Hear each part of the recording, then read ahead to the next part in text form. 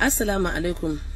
Duba ga matsalan da ya faru yau a wajen constitutional review hearing da aka yi under Baro Jibrin a Kano yau a Bristol, da cin zarafi da wulakanci da law enforcement suka yi mana mu da muka zo. Ina son yin amfani da wannan dama in kira shi Sanata Baro Jibrin, domin kai ne ka gayyaci mutane, kai ne ka ce mutane su zo, ka gayyaci kungiyoyi daban-daban, ka gayyace su kace su zo, kace zo su presentation, ka gayyaci Arewa filmmakers, aka kawo takardar Arewa filmmakers gaban ka, kace ina mata, ya za a ce an ce Arewa filmmakers maza su zo ba mata. Ni a matsayina na deputy chairman na Arewa filmmakers aka kira ni ina gwadon asibiti, you can see ga drip a jikina, duka hannuna biyu din nan you can see da drip a jikina.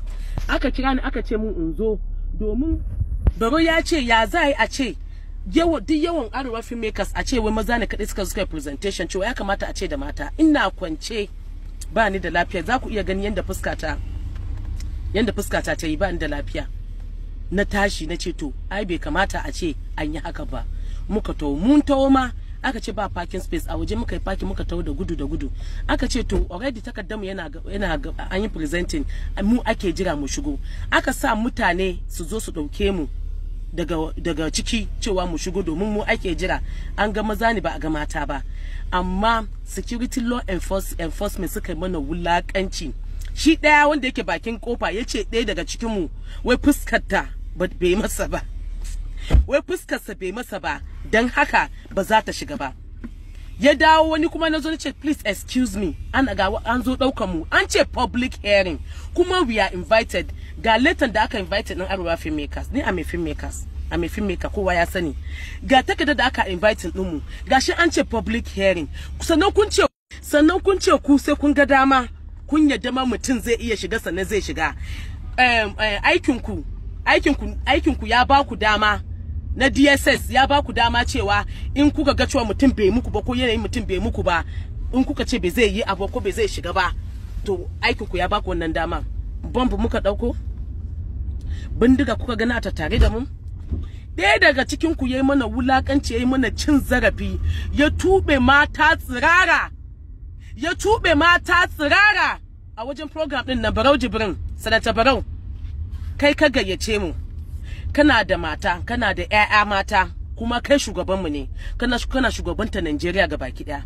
Muna roƙon ka wannan alfarman ka bi mana haƙƙin mu. Sanata Baro Jibrin, ka yi wa Allah da manzon shi ka bi mana haƙƙin mu. Wannan cin zarafi da aka yi mana, an ci zarafin mu kuma an fi ƙarfin mu ne, da haka ko ba mu da yanda zamu yi.